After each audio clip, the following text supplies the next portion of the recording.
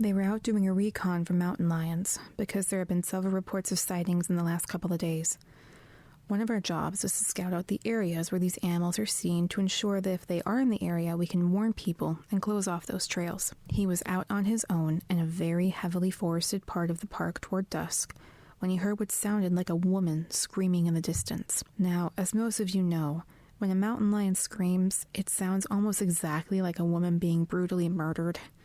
It's unsettling, but far from abnormal.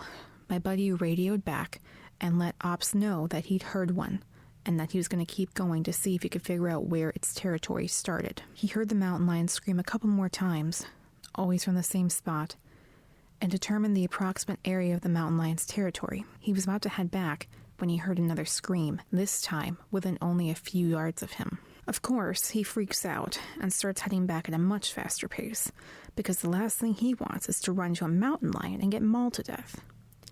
As he got back to the path, the screaming followed him, and he broke into a jog. When he was about a mile from ops, the screaming stopped, and he turned around to see if it was following him.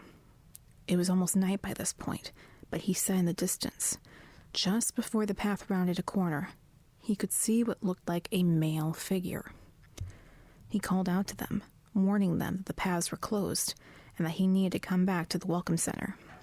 The figure just stood there, and my buddy started to walk over. When he was about 10 yards away, the figure took, as he described, an impossibly long step toward him and let out the same scream my buddy had been hearing.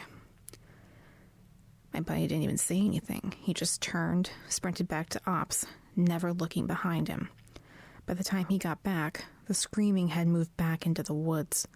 He didn't mention it to anyone else, just said that there was a mountain lion in the area and that they would need to close those paths until the animal could be located and moved.